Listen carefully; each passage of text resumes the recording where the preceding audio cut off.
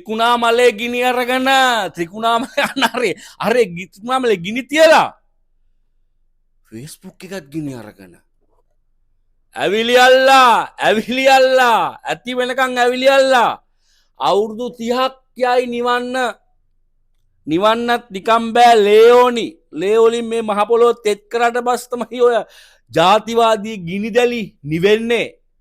Experience එකක් නැද්ද ඕගොල්ලන්ට යට ගියාවේ?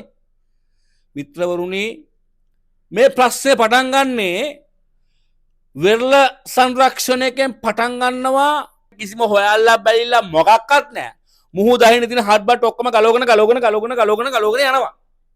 හරිද? ඒගොල්ලෝ ඇවිල්ලා මට සිරි ඒගොල්ලෝ කිසිම මනුස්සකමක් නැහැ, අරගෙනම යනවා. ඔය රැල්ලාව ත්‍රිකුණාමලේට ඔය විදිහට මේ වැඩේ කරා. දෙමළ, මුස්ලිම්, සිංහල ඔක්කොම මේවා ගලවගෙන ගියා.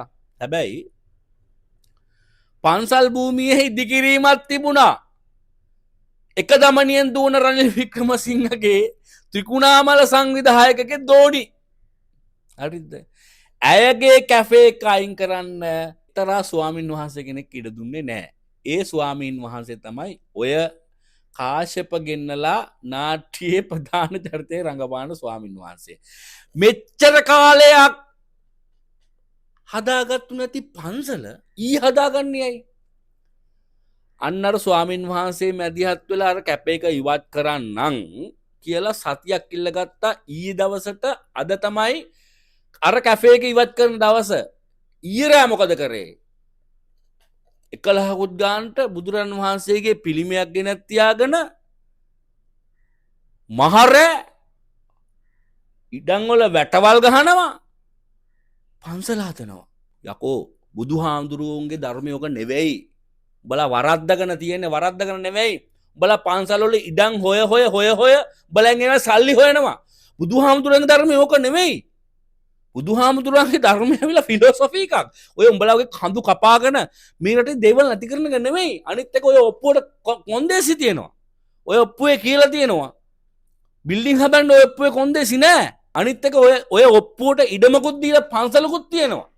ඉන්දියන් හමුදාව පාවිච්චි කරපු ඉඩමක්. ඉන්දියන් හමුදාව පාවිච්චි කරාන් පස්සේ ඔය ඉඩම මොකක්වත් උතන තිබ්බේ නෑ පන්සලක්. මේ හදිසියෙම මතුනේ. ඔයගොල්ලන්ට තිබුණානේ මහින්ද රාජපක්ෂ කාලේ පන්සල හදාගන්න.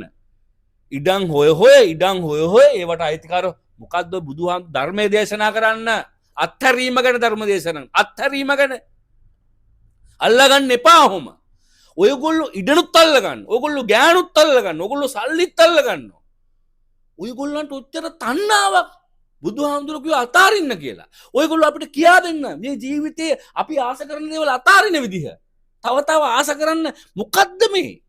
ඕක නෙවෙයි ධර්මය. ඔයගොල්ලෝ බොරුවක් ඔය කරන්නේ. ඔයගොල්ලෝ බොරුවක් කරන්නේ. මේ රට නැවත වටයකින් රාජපක්ෂලට විකුණන ප්ලෑන් එක ඔය තියෙන, වෙන මොකක්වත් නෙවෙයි.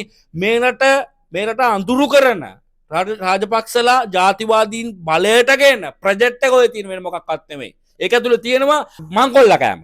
ඒක ඔය තියෙන්නේ. ඔයගොල්ලන්ට පන්සලක් දාන්න ඕනි නම් සංගමයෙන් භික්ෂුන් වහන්සේලා විදිහට හරිද කතිකාවක් ඇති කරගෙන මේ ගැන සාකච්ඡා කරලා ඔප්පුවක් තියනම් රෑ 12ට එකට වැටවල් ගහන්න ඕනද? ඇයි දවල් කරන්න බැරි? හරිද? ඊට පස්සේ බලංගොඩ කාශ්‍යප අර වැට ඇතුළ රිංගන විදිහ ඔයගොල්ලෝ ඩැමේජ් කරන්න බුද්ධ ආගමට, ඔයගොල්ලෝ ඩැමේජ් කරන මේ රටට, ඔයගොල්ලෝ ඩැමේජ් කරන මේ රටේ අනාගතයට. ඇත්තටම අපිට කලකිරෙනවා. කියන්න තියෙන්නේ තථාගතයානනි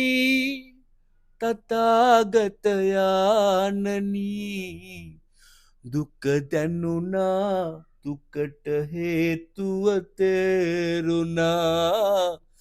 දුක දැනුණා, දුකට හේතුව තේරුණා. ජය වේවා.